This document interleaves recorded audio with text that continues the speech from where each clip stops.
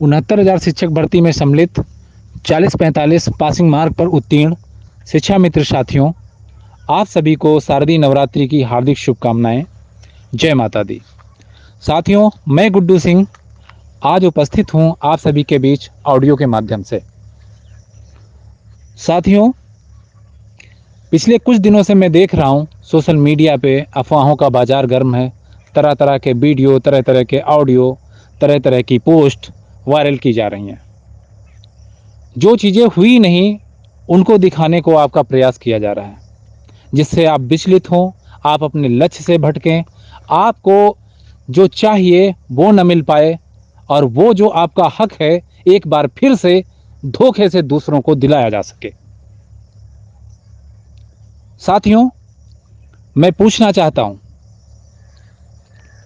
69,000 शिक्षक भर्ती में सबसे ज्यादा अगर हक मारा गया तो किसका मारा गया? अगर वो हक मारा गया तो केवल और केवल शिक्षा मित्र का मारा गया। आनंद कुमार यादव जजमेंट में सेकंड पार्ट था 69,000, जिसमें हम लोगों के लिए बीएड की एंट्री करके अवैध पासिंग मार्क लगा के उसको बाद में कट ऑफ का नाम दे करके हमको किस तरह से बाहर किया गया। सबसे ज्यादा अहित किसका हुआ? वो था शिक्षा मित्र। शायद वो लोग भूल गए होंगे, शायद वो लोग, उनको याद नहीं होगा कि जिस दिन हम लोग 18 तारीख को हमारा केस सुप्रीम कोर्ट से हमारे विपरीत आया था, उस दिन हमारे घरों में चूल्हे नहीं जले थे। शायद वो दिन भूल गए। उस दिन लोग हमारे लोगों के खून पसीने की कमाई से आपस में बंटवारा कर रहे थे। आज जब हमारा एक बार, हमको ईश्वर की कृपा से एक बार फिर से मौका मिला है, तो झूठी अफवाहें फैला रहे हैं। कौन है आखिर ये लोग? मैं पूछना चाहता हूं, जिन पर आप विश्वास कर रहे हो, आखिर कौन है वो लोग? 2019 के बाद से, जब से केस का,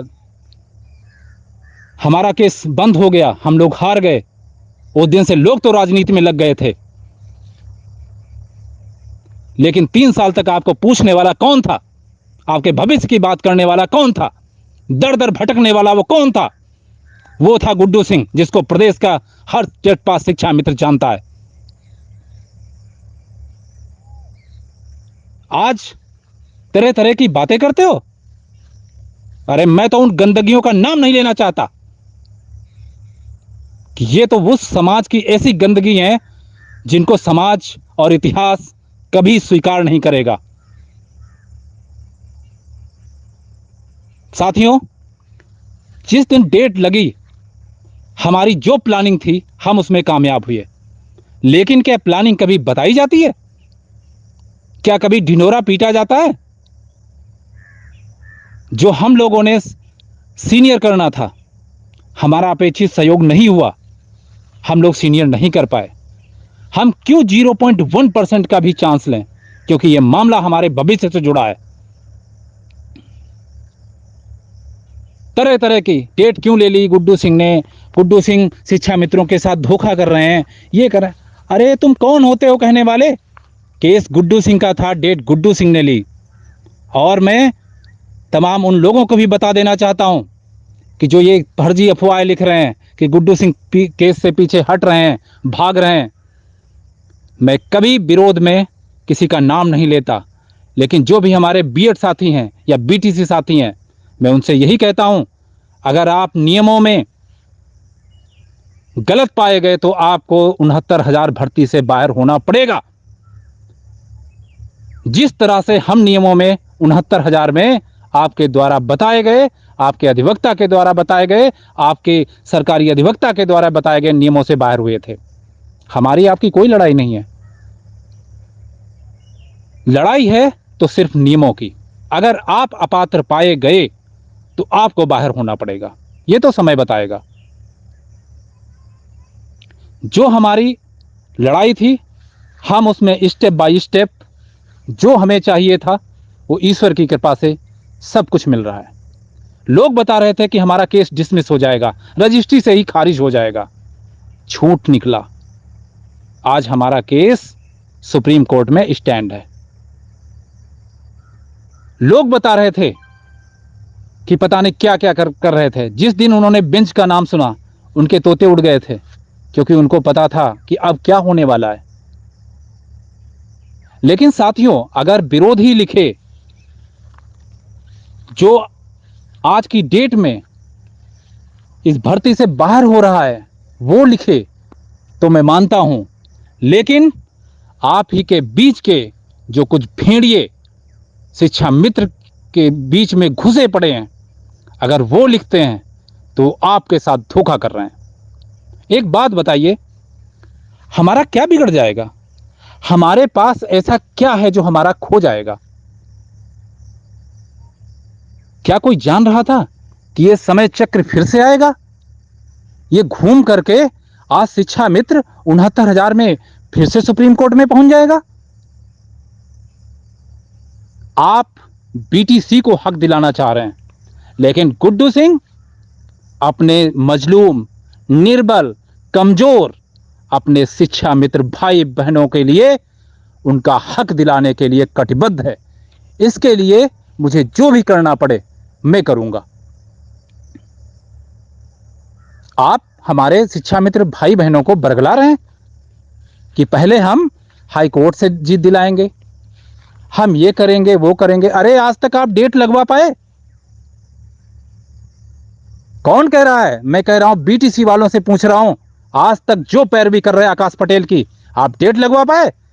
आप तो कंटिन्यू सुनवाई करवा रहे थे 11 सितंबर से, आज तक डेट तक ना लगवा पाए। आज तक तुम्हारी बेंच तक डिसाइड ना हो पाई। आज तक तुम कुछ नहीं कर पाए, और मैं फिर बता रहा हूं, आप इसमें कुछ नहीं कर पाओगे, क्योंकि जब बागडोर गलत व्यक्ति के हाथ में होती है तो उसमें कुछ नहीं होता है। जब व्यक्ति जिसको कुछ पाना है उसके हाथ में होती है तो सब कुछ हो सकता है, लेकिन अगर व्यापारी के हाथ में बागडोर है तो तुम्हारा कुछ नहीं हो सकता। अगर आप सोच रहे हो कि हां बीएड उत्तर प्रदेश से बाहर होगा, तो चाहे सुप्रीम कोर्ट से हो चाहे हाई कोर्ट से हो, वो होगा। शायद आपने गुड्डू सिंह की लड़ाई सुप्रीम कोर्ट में नहीं देखी है। जो मुझसे बीटीसी या शिक्षा मित्र जुड़े थे उन लोगों ने देखी है। लेकिन बात यहां पर आपकी नहीं है, क्योंकि आप अपने हक के लिए लड़ रहे हो, क्योंकि आप चाहते हो कि हमें नौकरी मिले, और हम चाहते हैं कि जो हमारे 69,000 शिक्षक भर्ती में हमारे 55 साल के, 54 साल के, 48 साल के जिन लोगों की नौकरी गई है और उनके पास कोई दूसरा सहारा नहीं है, क्योंकि आप तो अभी अंडर एज हो, आप फिर से तैयारी करके किसी दूसरी नौकरी में भी जा सकते हो, फिर से नई शिक्षक भर्ती आएगी उसमें भी आप अप्लाई कर सकते हो। लेकिन जो हमारे निर्बल साथी हैं उनका एक ही सहारा है 69,000, और उसमें हम अपनी जी जान लगा देंगे। फिर कह रहा हूं कि बात नियमों की है। अगर अपात्र पाए गए तो आपको बाहर होना पड़ेगा। और शिक्षा मित्र भाई बहनों, आपको मैं फिर से बताना चाह रहा हूं, आपको क्यों रोका जा रहा है? आपको इसलिए रोका जा रहा है कि 30 अक्टूबर की सुनवाई में आप कोई बड़ा अधिवक्ता न कर पाए, आप जो आपकी बहस होनी चाहिए वो न हो पाए। हमारे अधिवक्ताओं पे सवाल उठाए जा रहे हैं। अरे वो भूल गए बहस? हमने, हमारी टीम ने लास्ट तक सीए सुंदरम जी को, आनंद नंदन जी को लास्ट डेट तक रखा। आपके वकील कहां थे? अकेले एक वकील पे, 2 लाख के वकील पर पूरा करोड़ों लेकर केस लड़ लिए आप, और आज आप शिक्षा मित्रों के हितैषी बन रहे हैं। हर शिक्षा मित्र जानता है, जो 3 साल का उन्होंने दर्द भुगता है वो जानता है। साथियों, मैं आपसे यही कहना चाहता हूं कि आप लोग एकजुट होइए, और एक बार आपको नौकरी पाने का अवसर मिला है, ये अवसर कभी दोबारा आपको मिलने वाला नहीं है। आपकी जिंदगी में कभी ये दोबारा अवसर आने वाला नहीं है। आप जानते हो, मैं अपनी तारीफ खुद नहीं कर रहा, लेकिन पूरा प्रदेश जानता है कि गुड्डू सिंह ने लगा के सिंगल बेंच से लगा के सुप्रीम कोर्ट तक अपना पूरा खाता वायरल करा, पूरा वकीलों की फीस आरटीजीएस के माध्यम से जो भी फीस भेजी जाती थी वो फीस वायरल करी, और आज भी मैं उन चीज़ों को करने के लिए कटिबद्ध हूं। लेकिन साथियों, अब सोचना आप सभी को है, अगर कुछ पाना है तो इन लोगों की बातों को छोड़ करके मैदान में आना होगा और 30 अक्टूबर की सुनवाई में ये दिखा देना होगा कि आज भी हमारे पास खोने को तो कुछ नहीं है, लेकिन पाने के लिए 30 अक्टूबर को बहुत कुछ है। अगर आप लोग इन अफवाहों के चक्कर में पड़े रहे, जैसा कि विरोधी भी जो चाहता है, आपके बीच के कुछ लोग चाहते हैं, क्या होगा? ज़्यादा से ज़्यादा यही कर सकते हो आप लोग कि हमको सहयोग नहीं मिलेगा, उस तरह का सहयोग नहीं मिलेगा जिस तरह का हम चाह रहे हैं, जिस तरह का फेस हम आपके लिए उतारना चाह रहे हैं, जिससे कि विरोधी भी पस्त हो।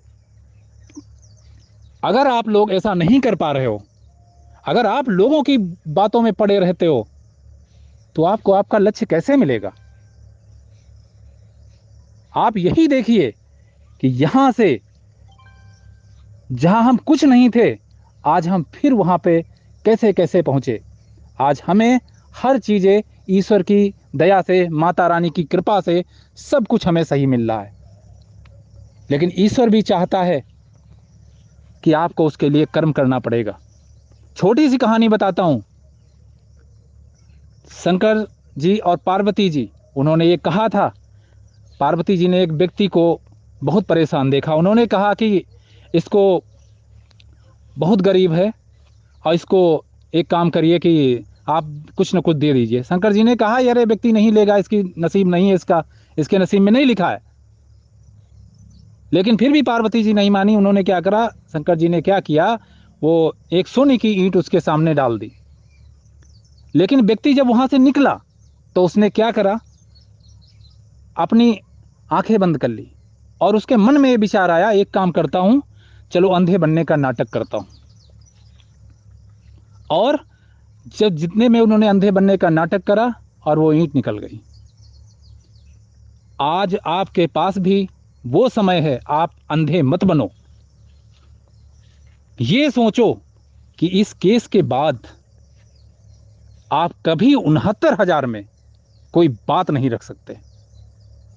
जो आपको प्रलोभन दे रहे हैं कि हम हाई कोर्ट से ये करा देंगे, वो करा देंगे, आपके लिए वो क्या कर देंगे, एक बार उनका ग्राउंड पढ़ो, एक बार उनकी पोस्टें पढ़ो। वो तैयार बैठे हैं आपके लिए, आपके पदों के लिए। इसलिए मित्रों, मैं ज्यादा तो कुछ नहीं कह सकता, बस इतना कह सकता हूं आपसे कि कोई भी अफवाहों में मत पड़े। मैं शिक्षा मित्र हूं, मैं अपनी लड़ाई के लिए, अपनी नौकरी के लिए लड़ रहा हूं, तो सोचो आपकी नौकरी के भी लड़ रहा हूं। जो शिक्षा मित्र है ही नहीं, अध्यापक भी नहीं है, आपके वर्ग से नहीं है, आपके बेसिक विभाग से नहीं है, वो आपके लिए क्या सोचेगा, जबकि उसने अपना चित्र और चरित्र दोनों आपके सामने पहले से ही प्रस्तुत कर रखे हैं। आपको सोचना है, वो केवल आपको भ्रमित करेगा। ऐसे व्यक्तियों से दूर रहें। और अगर आपको लगता है कि हमारी टीम के मेंबर अच्छा काम कर रहे हैं, आपके भविष्य के लिए काम कर रहे हैं, अब तक जो आया है वो ईश्वर की कृपा से अच्छा होता आया है, आप लोग पूरा सहयोग करिए और 30 अक्टूबर के लिए हम लोग अपनी पूरी जी जान लगा देंगे। जो भी होगा देखा जाएगा। पाने के लिए बहुत कुछ है, लेकिन खोने को हमारे पास कुछ नहीं है। एक बार को अपनी आप स्थिति, क्योंकि मैं आप ही के वर्ग से हूं, मुझे 4 माह से मानदेय नहीं मिला, शायद कई जनपदों में नहीं मिला होगा। बार बार मैं निदेशालय जाता हूं, बार बार कितनी बार वो करी, कहाँ हैं वो लोग? आप एक बीआरसी, उनके ब्लॉक की मैं बात बता रहा हूं, बीआरसी के चौखट पर अगर आप फोटो दिखा दो कि मैं किसी की फरियाद लेकर आया हूं, तो मुझे जो बताना वो मैं हार जाऊंगा। पूरे ब्लॉक के लोग जो ये बड़ी बड़ी बातें बोल रहे हैं, आज हितैषी बन रहे हैं, ये गीदड़, उनको केवल उनके ब्लॉक की अगर मैं बात बताऊं तो पूरी लिस्ट दे दूं आपको नंबरों की, तो आप उन नंबरों से आप पूछ लेना कि उनकी हकीकत क्या है, वास्तविकता क्या है। सोशल मीडिया पे आप ये नहीं पहचान पा रहे हो 4 साल से कि हमारे लिए असल और नकल कौन है। ये सब कुछ आपको समझना होगा, जानना होगा। सोशल मीडिया पर कोई भी पोस्ट जब तक मेरी आईडी से, हमारी टीम के मेंबर की आईडी से हो, उस पर कोई बिलीव मत करना। और मैं फिर आपको विश्वास दिलाता हूं, अगर सुप्रीम कोर्ट में हम लोग हैं तो कुछ पाकर लौटेंगे, खाली हाथ कभी नहीं लौटेंगे। ये तुम लिख कर रख लो। लेकिन उसके लिए शर्त यह है कि आपको मैदान में आना पड़ेगा और पूरी जी जान से अपने को उस अपनी पूरी ताकत से उस जंग में आपको झोंकना पड़ेगा। अगर आप यूं ही इधर उधर व्हाट्सएप मीडिया तरह तरह के लोगों के चक्कर में पड़े रहे तो मुझे नहीं लगता है कि आपके लिए कौन खड़ा हो पाएगा। शायद आगे गुड्डू सिंह भी आपके लिए खड़ा नहीं हो पाएगा। और शायद मैं एक बात और बता रहा हूं, जिस भगवान को आप पूजते हो, अगर इसी तरह से रहा, आज भी आप समय रहते पहचान न कर पाए, तो शायद वो भगवान भी आपके लिए कभी नहीं खड़ा हो पाएगा। आज मौका मिला है मित्रों, आज मौका मिला है हमें अपना भविष्य बदलने का। आज मौका मिला है हमें अपने परिवार के लिए, अपनी परिवार की परिस्थितियों को बदलने के लिए, हमें नौकरी पाने के लिए। अगर हम इस मौके को खो दिए, क्या करोगे? कुछ लोग गुड्डू सिंह को कोस सकते हैं, क्योंकि गुड्डू सिंह में एक खराबी है। क्योंकि नंबर 1 तो वो सच बोलता है, नंबर 2 वो बैंक स्टेटमेंट देता है, नंबर 3 वकीलों की फीस बताता है, नंबर 4 जिस काम में लगता है अपना सर्वस्व निछावर करता है। झूठ के आगे कभी डिगता नहीं है। तुम कितनी भी अफवाहें चला लो, कितना भी कर लो, लेकिन गुड्डू सिंह अपने मार्ग से हटने वाला नहीं है। मैं वो छतरी हूं, कभी पीछे से वार नहीं करता हूं। जो कुछ हो रहा है वो सामने से हो रहा है। तुम एक दिन की मैंने डेट क्या ले ली, तुम उसको बहुत बड़ा इशू समझ बैठे। अरे याद है तुम्हें डबल बेंच की वो इरशाद अली जी की बेंच, जिसमें तुम हर डेट पर डेट लेते गए और तब तक लेते गए जब तक कि इरशाद अली जी का ट्रांसफर इलाहाबाद नहीं हो गया। तुम आज शिक्षा मित्रों से डेट की बात कर रहे हो। मूर्खों को मैं कभी जवाब नहीं देता हूं, लेकिन समय और वक्त यह है कि तुम्हें जवाब देना पड़ रहा है। इसलिए साथियों, ऐसे लोगों से दूर रहें। और आप आज एक काम करना, आज नवरात्रि का पहला दिन है। एक बार को अपने माता पिता की तरफ देखना, एक बार को अपने परिवार को देखना,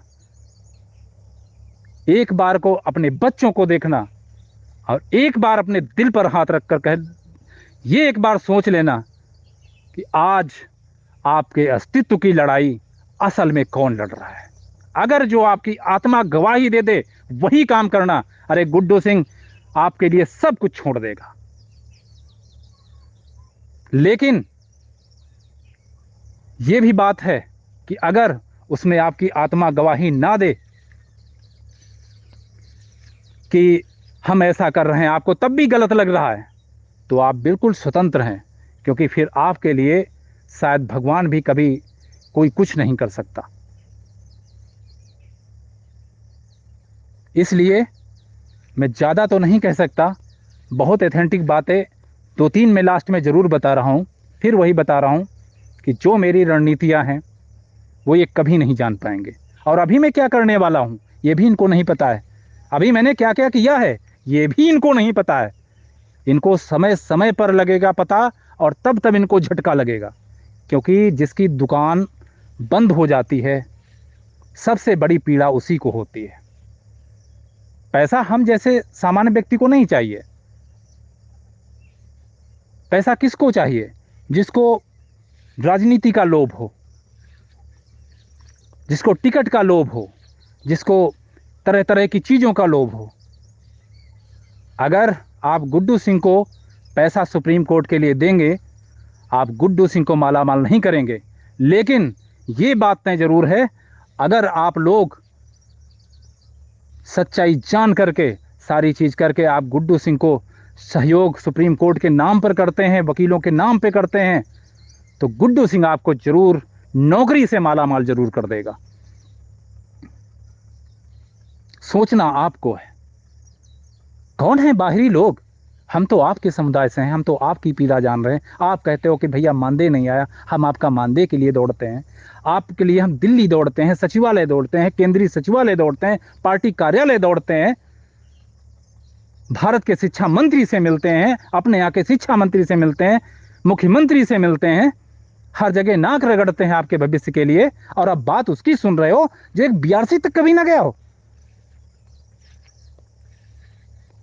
अगर आप ऐसा होने के बावजूद भी आप मेरी बात समझ नहीं पा रहे, तो दोष उनमें नहीं है, दोष आप में है।